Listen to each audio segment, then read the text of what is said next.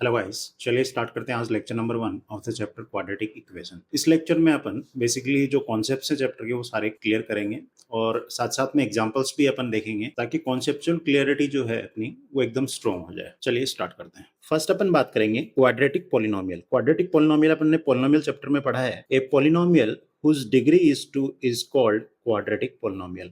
ऐसा पॉलिनोमियल जिसकी डिग्री क्या हो 2 हो उसको अपन क्या बोलते हैं क्वाड्रेटिक पॉलिनोमियल।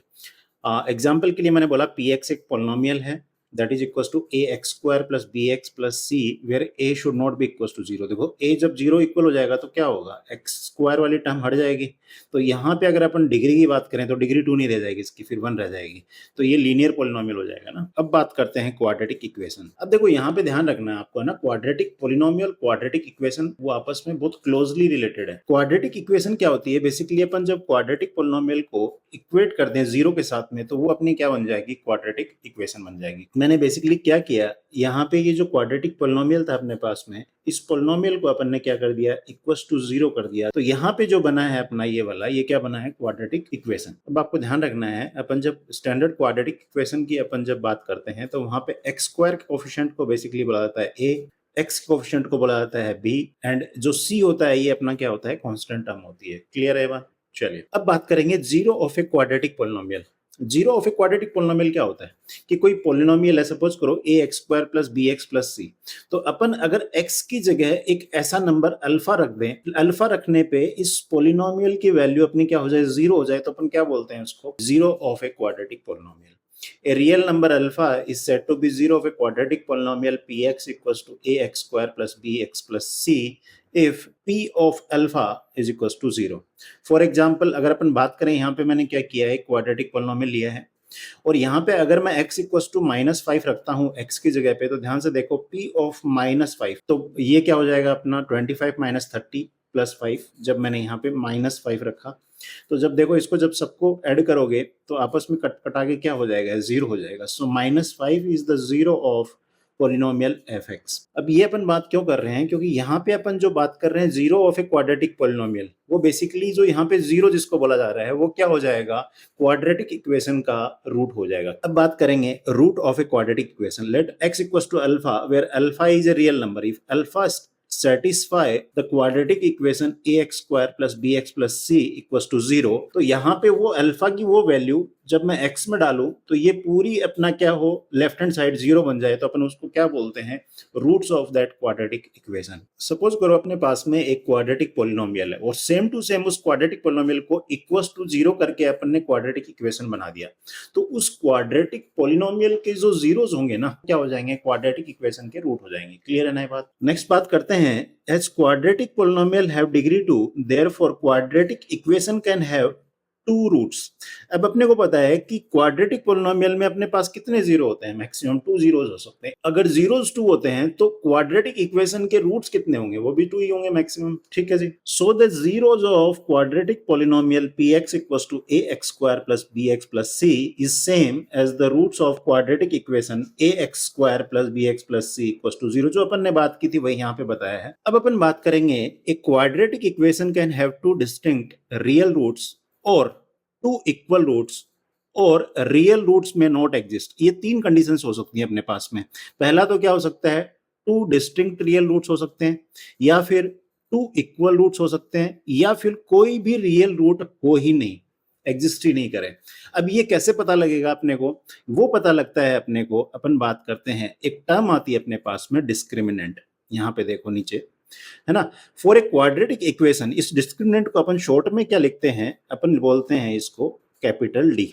तो जो क्वाड्रेटिक इक्वेशन है अपने पास में, स्टैंडर्ड जो क्वाड्रेटिक इक्वेशन है A x square plus B x plus C equals to 0, तो इसके लिए जो डी होता है, डिस्क्रिमिनेंट होता है, that is equals to b square minus 4ac। अगर डी की वैल्यू मेरी ग्रेटर देन 0 हो, मतलब क्या हुआ, डी मेरा पॉजिटिव है, तो उस केस में इस क्वाड्रेटिक इक्वेशन के क्या होंगे, 2 रियल रूट्स होंगे और डिस्टिंक्ट होंगे, अलग अलग रूट्स होंगे, है ना, दोनों डिफरेंट डिफरेंट होंगे। अगर मेरा d equals to 0, d equals to 0 का मतलब ये बी स्क्वायर माइनस 4ac की वैल्यू जो है इक्वल्स टू 0 आ जाए, तो इस केस में अपने पास में टू रियल रूट्स होंगे पर वो कैसे होंगे, इक्वल होंगे, ठीक है। अगर मेरा d लेस देन 0 आ जाए, मतलब बी स्क्वायर माइनस 4ac की वैल्यू लेस देन 0 हो, तो उस केस में अपने नो रियल रूट एग्जिस्ट, तो उस केस में कोई रियल रूट नहीं होंगे। ये बात समझ में आ रही है क्या? चलिए इस पे एक एग्जांपल ले लेते हैं अपन। Check whether this quadratic equation have real roots और नॉट। आगे वाला नहीं देखते हैं। If yes then find its root using both factorisation method and quadratic formula. ये अपन बात करेंगे बाद में, जब अपन आगे बढ़ेंगे तो इसको सॉल्व करते जाएंगे आगे। अभी अपन क्या करेंगे, अपने को पता करना है कि ये जो क्वाड्रेटिक इक्वेशन है, क्या इसके जो रूट्स हैं वो रियल हैं कि नहीं है। तो यहाँ पे पता करते हैं भाई, अपने को गिवन है कि √3x² plus 10x minus 8√3 equals to 0। यहाँ पे मुझे बताओ a कितना है, that is √3। X square coefficient को क्या बोलते हैं, a बोलते हैं। b कितना है मेरा इस केस में, दैट इज x का कोफिशिएंट 10। एंड c कितना है, ध्यान से देखो, ये -8√3 है। बच्चे यहाँ गलती करते हैं, यहाँ पे बोल देते हैं c जो है 8√3 है। नहीं, ये माइनस का 8√3 है, क्योंकि अपन ने स्टैंडर्ड जो क्वाड्रेटिक इक्वेशन लिखी थी वो क्या लिखी थी, ax² plus bx plus c equals to 0 लिखा था ना। c के साथ में क्या था, ये पॉजिटिव साइन था। अगर इसी को ही मेरे को स्टैंडर्ड फॉर्म में लिखना तो मैं क्या लिखूंगा, √3x² प्लस 10x प्लस -8√3। अब ध्यान से देखो c मेरा क्या आया, दैट इज -8√3। ये समझ में आ रही है ना बात। ये छोटी छोटी चीजें हैं जहां पे बच्चे मिस्टेक करते हैं। चलिए अब अपने को बताना है कि जो अपना रूट्स रियल हैं कि नहीं है, तो उसके लिए अपने को क्या चाहिए, d चाहिए। तो अपन d बोल देते हैं। d क्या है मेरा, that is equals to b² minus 4ac। तो यहाँ पे d क्या आएगा मेरा, b² मतलब 10 का square minus 4 into a, that is √3। c मेरा कितना है, -8√3। तो यहाँ से हो जाएगा 100 माइनस √3 इंटू √3 3 हो जाएगा, तो माइनस माइनस प्लस, तो ये कितना हुआ 32 इंटू 3। अब ध्यान से देखो, यहाँ पे आगे सोल्व नहीं भी करूँ तो चल जाएगा मेरा ना। क्यों चल जाएगा, क्योंकि यहाँ पे देखो मेरे को पता है कि पॉजिटिव नंबर आ रहा है मेरा एक। तो यहाँ पे दिस इज ग्रेटर देन 0, तो यहाँ पे बोल देंगे yes the given quadratic equation has two real, और देखो ग्रेटर देन 0 तो क्या होगा, रियल एंड डिस्टिंक्ट रूट्स होंगे ना, two real and distinct roots. अगर ये d मेरा 0 बराबर आता तो क्या होता है उस केस में, रियल तो होते पर क्या होते हैं, इक्वल रूट्स होते हैं, वहां पे दो डिफरेंट रूट्स नहीं होते। नेक्स्ट अपन बात करते हैं methods to solve quadratic equations. तो अपने सिलेबस में दो मेथड हैं क्वाड्रेटिक इक्वेशंस को सॉल्व करने के। पहला मेथड जो है दैट इज फैक्टराइजेशन मेथड, और दूसरा जो मेथड होगा अपना वो आगे पढ़ेंगे अपन, that is quadratic formula method. First अपन देखेंगे factorisation method. In this method we factorise the equation into linear factors. अपन क्या करते हैं, क्वाड्रेटिक इक्वेशन को अपन दो लीनियर फैक्टर्स में क्या कर देते हैं, डिवाइड कर देते हैं, फैक्टराइज कर देते हैं, and equate each factor to 0 to find the roots of given equation. और अपन क्या करते हैं, जो दो लीनियर फैक्टर्स आए हैं उनको इक्वल टू 0 करते हैं, और वहां पे अपने पास में क्या आ जाते हैं, रूट्स आ जाते हैं। कैसे करेंगे अभी एग्जांपल के साथ भी बताऊंगा। अब पहले अपन बात करें इसमें फैक्टर्स कैसे करेंगे, दो लीनियर फैक्टर करेंगे वो कैसे करेंगे। Step 1, given quadratic equation in the form of ax² plus bx plus c equals to 0। इस फॉर्म में अपने को क्वाड्रेटिक इक्वेशन दी होगी, नहीं दी होगी तो आप क्या करोगे, उसको इस फॉर्म में लेके आओगे। सेकंड है स्प्लिट द मिडिल टर्म। अब बताओ इसकी मिडिल टर्म क्या है मेरी, bx। अपने को मिडिल टर्म को क्या करना है, bx को इस तरीके से स्प्लिट करना है as mx plus nx, so that sum of m and n is equals to b and the product of m and n is equals to ac। अब देखो क्या मतलब है इसका, ये कहना चाह रहा है कि अगर मेरे पास में ax² plus bx plus c equals to 0 मेरे पास क्वाड्रेटिक इक्वेशन है, तो मेरे को b को इस तरीके से तोड़ना है, किसमें, m और n में। इन दोनों को अगर मैं ऐड करूं तो मेरा बराबर आ जाए b के, और m और n को मैं मल्टीप्लाई करूं तो उस केस में मेरा किसके इक्वल आए, a इंटू सी के प्रोडक्ट के बराबर। तो m इंटू n अपना होना चाहिए a इंटू सी के प्रोडक्ट के बराबर। क्लियर है। चलिए स्टेप 3 के अंदर बात कर रहा है, by factorization we get two linear factors x plus p and x plus q. तो यहाँ पे बेसिकली अपन जब क्या किया, इस क्वाड्रेटिक इक्वेशन को अपन ने जब मिडिल टर्म स्प्लिट केस की, तो इस केस में अपने पास दो लीनियर फैक्टर आए। फिर अपन क्या करेंगे, इन लीनियर फैक्टर्स को इक्वल्स टू 0 करके अपन यहाँ पे क्या कर लेंगे, रूट निकाल लेंगे। पहले अपन एक को इक्वल्स टू 0 करेंगे, फिर दूसरे को इसको इक्वल्स टू 0 करेंगे, तो यहाँ से x की वैल्यूज अपने पास में आ जाएंगे। Now we have to equate each factor to 0 and find the value of x। अब इसका एक एग्जांपल ले लेते हैं, उससे ज्यादा क्लैरिटी आएगी। अभी जो मैंने बताई है तो कहानी की तरह हो गया ना। तो यहाँ पे अपन जो एग्जांपल लेंगे वो वही क्वेश्चन लेंगे जो अभी थोड़ी देर पहले अपन ने चेक किया था कि इसके जो रूट्स हैं वो रियल हैं कि नहीं है। तो इसी को अपन सॉल्व कर लेते हैं। तो यहाँ पे अपने को पता लग गया था कि यहाँ पे 2 रियल एंड डिस्टिंक्ट रूट्स हैं। अब अगला पार्ट करते हैं क्वेश्चन का। If yes then find the roots using both factorisation method and quadratic formula. तो अपन फैक्टराइजेशन मेथड से देख लेते हैं पहले। यहाँ पे मैंने जो अपने पास में क्वाड्रेटिक इक्वेशन गिवन थी वो मैंने लिख ली है, ठीक है। अब मुझे बताओ यहाँ पे b कितना है, मेरा 10 है। इसको मेरे को क्या करना है, दो फैक्टर्स में तोड़ना है मेरे को। मैं बोलता हूँ लेट से m और n में इसको तोड़ना है। अगर इन दोनों को ऐड करूं मैं तो मेरा कितना आना चाहिए, that should be equal to 10। और इन m और n को मैं मल्टीप्लाई करूं तो ये इक्वल टू क्या आना चाहिए, a इंटू सी। तो ये क्या है मेरा, a कितना है √3 और c कितना है मेरा -8 √3। तो यहां से ध्यान से देखो 8 इंटू 3 हो जाएगा -24। अब अपने को यहाँ पे दिमाग लगाना है कि m और n को इस तरीके से तोड़ें कि ऐड करने पे तो क्या है 10 आए और मल्टीप्लाई करने पे क्या आना चाहिए मेरा -24। अब देखो माइनस, दो नंबर्स को मल्टीप्लाई कर रहे हैं तो माइनस कब आ सकता है, एक प्लस का हो और एक माइनस का हो। ये बात तो समझ में आई। अगर मुझे बताओ उनका सम मेरा क्या है, पॉजिटिव नंबर है, इसका मतलब क्या होगा, जो पॉजिटिव वाला नंबर होगा, दो नंबर लेंगे, एक नेगेटिव लेंगे एक पॉजिटिव, तो पॉजिटिव वाला नंबर जो होगा वो बड़ा होगा इससे, नेगेटिव वाले से। और कितने से, 10 से। तभी तो दोनों को ऐड करेंगे तो क्या आएगा अपना 10 आएगा। अभी यहाँ पे देखो, क्या मैं 10 को लिख सकता हूँ 12 - 2। तो एक तो मेरा मैंने 12 और दूसरा क्या लिया -2। तो अगर दोनों को ऐड करूंगा तब तो मेरा क्या आ गया 10। अगर इन दोनों को मल्टीप्लाई कर दूं 12 इंटू -2 को, तो मेरा कितना आ रहा है, दैट इज इक्वल टू -24। तो यहां से अपन ने क्या सीखा कि मेरे को 10x को किस में तोड़ना है, 12x - 2x। समझ में आ रही है बात। चलिए, तो यहां से अपने को समझ में आया कि √3x²। यहाँ पे मैंने 10 को कैसे ब्रेकअप किया था, 12 - 2। तो यहाँ क्या आ जाएगा, 12x - 2x -8 √3 = 0।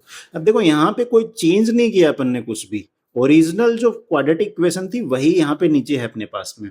सिर्फ अपन ने क्या किया, मिडिल टर्म को इस तरीके से तोड़ा कि उसको सम करने पे तो क्या है, इक्वल्स टू b के बराबर आए, और वो दो फैक्टर्स उनको मल्टीप्लाई करने पे वो इक्वल्स टू आए अपना a इंटू सी के बराबर, ठीक है। अब यहाँ पे ध्यान से देखो, अपन क्या कर सकते हैं, इन दोनों को एक साथ में रखते हैं और इन दोनों को एक साथ रखते हैं।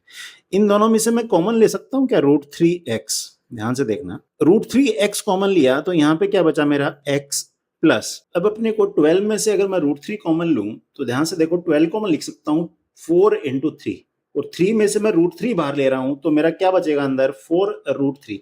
तो यहाँ बच जाएगा 4 √3, और x अपन ने पहले से कॉमन ले लिया है इसमें से, माइनस इसमें से मैं 2 कॉमन ले लेता हूं तो यहाँ बचेगा x, और ये क्या बच जाएगा प्लस 4 √3 = 0।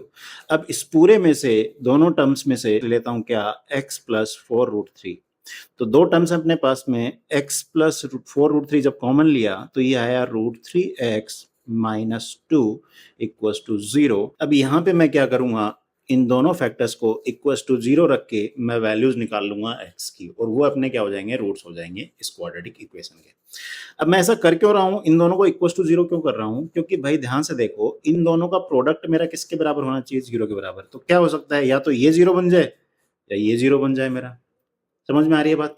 तो दोनों केसेस में ही मेरा प्रोडक्ट क्या आएगा, 0 आएगा। इसलिए अपन क्या करते हैं, यहाँ पे जो दो लीनियर फैक्टर्स हैं उसको अपन इक्वल्स टू 0 कर देते हैं, और x की वैल्यू यहाँ से आएगी -4 √3, और दूसरे में अगर अपन बात करें तो यहाँ से √3x - 2 को इक्वल्स टू 0 करते हैं तो x आ जाएगा अपना 2/√3।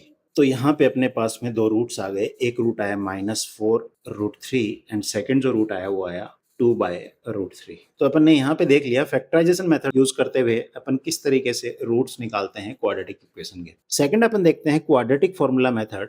अब ध्यान रखना, यहाँ पे अपने पास में सीधा फॉर्मूला है क्वाड्रेटिक फॉर्मूला, उसको यूज करते हुए अपन क्या कर सकते हैं, किसी भी क्वाड्रेटिक इक्वेशन के रूट्स निकाल सकते हैं। अब ये फॉर्मूले का डेरिवेशन अपने सिलेबस में नहीं है, तो यहाँ पे मैं बोलता हूँ the roots alpha and beta of a quadratic equation ax² + bx + c = 0। अब दो रूट्स आएंगे, जैसे अपन ने अभी निकाले थे, x की दो वैल्यूज आ रही थी वहां पे, तो एक अगर मैं बोलता हूँ अल्फा है तो दूसरी मैं उसको बीटा बोल सकता हूँ। Are given by quadratic formula alpha comma beta is equal to -b plus minus √d। अब d का आपको ध्यान रखना है, d अपना डिस्क्रिमिनेंट है यहाँ पे, है ना, अपॉन 2a।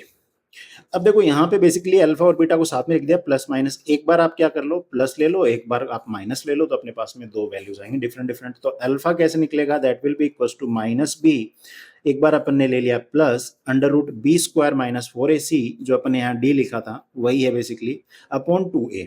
और बीटा यहाँ पे क्या आ जाएगा माइनस बी, और दूसरी बार आप क्या करो यहाँ प्लस ले रहे हो तो यहाँ पे माइनस ले लो, under root B square minus 4ac upon 2a। अब ध्यान रखना है अंडर रूट में अपना क्या है, यहाँ पे डी है। अंडर रूट में डी होने का मतलब अपने को पता है कि अंडर रूट में पॉजिटिव वैल्यू ही आ सकती है। अगर नेगेटिव वैल्यू आ जाती है तो वहां पे वो जो नंबर हो जाता है वो कॉम्प्लेक्स नंबर हो जाता है, जो कि अपने सिलेबस से बाहर है। तो रियल रूट्स के लिए क्या होना चाहिए, अब जो डी है अंडर रूट में, या तो मेरा क्या हो, वो मेरा ग्रेटर देन जीरो हो, या मेरा इक्वल टू जीरो हो। जब इक्वल टू जीरो होगा तो ध्यान से देखो ये वैल्यू मेरी जीरो हो जाएगी और ये वैल्यू भी जीरो हो जाएगी। तो ध्यान से देखो ऊपर नीचे माइनस बी बचेगा, सिर्फ अल्फा और बीटा में न्यूमरेटर में सिर्फ माइनस बी बचा, और अपॉन में क्या है 2a। तो जब ये जीरो हो जाएगा डी मेरा, तो उस केस में क्या होता है, अपने जो दो रूट्स हैं वो अपने क्या आ जाते हैं, इक्वल आ जाते हैं। अब समझ में आ रहा है कि जब मेरा डी इक्वल टू जीरो होता है तो इक्वल रूट्स क्यों आते हैं, ठीक है। और यहाँ पे अगर पॉजिटिव आ जाता है तो उस केस में क्या होगा, एक बार तो वो अंडर रूट जो डी है वो मेरा ऐड होगा और एक बार क्या होगा सब्ट्रैक्ट होगा, इसलिए मेरे पास में टू डिफरेंट रूट्स आएंगे। ये क्लियर है ना एकदम। वैल्यू ऑफ डी यहाँ पे बोल रहा है कि जब डी मेरा ग्रेटर देन जीरो है तो वही बात अपन ने बोली, नंबर ऑफ रूट्स कितने होंगे, two distinct roots real roots होंगे। एक होगा minus b plus root d upon 2a, दूसरा क्या हो जाएगा minus b minus under root d by 2a। और जब इक्वल टू जीरो होगा तो यहाँ पे two equal and real roots होंगे, क्यों होंगे, क्योंकि डी वाली वैल्यू खत्म हो गई। तो यहाँ पे माइनस बी बाई 2a और यहाँ भी क्या हो जाएगा माइनस बी बाई 2a। इसी तरीके से अगर डी लेस देन जीरो है तो यहाँ पे नो रियल रूट्स, क्योंकि अंडर रूट में नेगेटिव वैल्यू आ गई तो यहाँ पे कोई भी रियल रूट नहीं होगा, यहाँ पे कॉम्प्लेक्स रूट्स हो जाएंगे, ठीक है, जो कि अपने सिलेबस में नहीं है। अब अपन ने ये जो क्वेश्चन थोड़ी देर पहले किया था वो अपन ने किया था फैक्टराइजेशन मेथड से। अपन अब इसको किससे करेंगे, क्वाड्रेटिक फॉर्मूला से। तो यहाँ पे देखो जब अपन ने स्टार्टिंग में इसको सोल्व किया था तो यहाँ पे अपना डी कितना आ रहा था भाई, अपना डी आ रहा था 196। अब अपन इस डी को यूज करते हुए अपन क्या करते हैं, क्वाड्रेटिक फॉर्मूला यूज कर लेते हैं भाई। अल्फा जो होगा अपना that will be equal to minus b plus under root d upon 2a। तो यहाँ से मैं माइनस बी क्या था अपना, देखो यहाँ पे 10 था, तो माइनस 10 प्लस अंडर रूट कितना है अपना 196 अपॉन 2a कितना है अपना, दैट इज रूट 3। तो यहाँ से अपन सॉल्व कर देते हैं इसको, माइनस 10 प्लस अंडर रूट 196 किसका स्क्वायर होता है 196, 14 का, तो ये आ जाएगा अपना 14 अपॉन 2 रूट 3। तो यहाँ से अपना आया 4 बाई 2 रूट 3, तो ये कट कर देंगे 2 टाइम्स, तो ये हो जाएगा 2 बाई रूट 3। नेक्स्ट अपन देखते हैं बीटा। तो बीटा जो होगा अपना वो होगा माइनस बी, एक बार प्लस अंडर रूट डी होता है, दूसरी बार क्या होता है minus under root d upon 2a। यहाँ से अपना आ जाएगा माइनस 10 माइनस 14 अंडर रूट 196, वही 14 आ जाएगा भाई यहाँ पे, तो ये हो जाएगा 2 इंटू रूट 3। तो यहाँ से जो आएगा that will be minus 24 by 2 root 3। यहाँ से 2 से अपन कट कर देते हैं, इसको हो जाएगा 12 टाइम्स, और यहाँ हो जाएगा माइनस, अब देखो 12 को मैं लिख सकता हूँ 4 इंटू 3 अपॉन रूट 3। तो रूट 3 से काटेंगे तो क्या हो जाएगा रूट 3, तो ये हो जाएगा माइनस 4 रूट 3। तो यहाँ पे अपन लिख देंगे देयरफॉर अल्फा इक्वल्स टू अपना आया 2 बाई रूट 3 एंड बीटा जो आया that is equals to minus 4 root 3। चलिए यहाँ पे अपना जो कॉन्सेप्चुअल पार्ट था चैप्टर का वो कंप्लीट हो गया है ना। अब अपन एक वर्ड प्रॉब्लम और ले लेते हैं ताकि आपको और क्लियर हो चीजें। तो अपने को यहाँ पे बोला है out of a group of swans 7 by 2 times of square root of the total number are playing on shore of a tank. The two remaining one are playing in the water. Find the total number of swans. तो देखो यहाँ पे मुझे बताओ, अपने को बोला है कि जो टोटल नंबर ऑफ स्वान्स है उनमें से 7 by 2 times of square root of total numbers वो कहाँ खेल रहे हैं, दे आर प्लेइंग ऑन शोर। और बचे हुए कहाँ होंगे, पानी में होंगे भाई, यही बोला है। और वो बचे हुए जो है उनकी वैल्यू कितनी दी है अपने को, 2 दी है। वो स्वान्स कितने हैं, 2 हैं। तो अपने को पता करना है कि टोटल नंबर ऑफ स्वान्स कितने हैं। तो यहाँ पे अपन सॉल्व कर लेते हैं इसको। मैं बोलता हूं let total number of swans be x, ठीक है। Swans playing on the shore of a tank, वो कितने हो जाएंगे, वो हो जाएंगे 7/2 times of square root of total number of swans. ये ऑन शोर खेल रहे हैं ना, तो ऑन शोर खेल रहे हैं, तो यहाँ पे मुझे बताओ ऑफ शोर रिमेनिंग कितने हैं, रिमेनिंग स्वान्स कितने होंगे। तो यहाँ पे एक्स में से इतने जो स्वान्स थे वो क्या कर रहे थे, ऑन शोर खेल रहे थे, तो रिमेनिंग क्या हो जाएंगे, x minus 7/2 root x. Clear है बात। तो यहाँ पे इसका अपने को नंबर दे रखा है, वो कितने हैं, दैट इज इक्वल टू 2। तो यहाँ बोल देते हैं अकॉर्डिंग टू क्वेश्चन अपने को बोला है x माइनस 7/2 रूट एक्स, वो अपना गिवन है, दैट इज इक्वल टू 2। तो यहाँ पे अपन एलसीएम ले लेते हैं इसका, तो ये हो जाएगा 2x minus 7 root x equal to 2 उधर चला जाएगा तो अपना बनेगा 2x minus 7 root x equal to 4।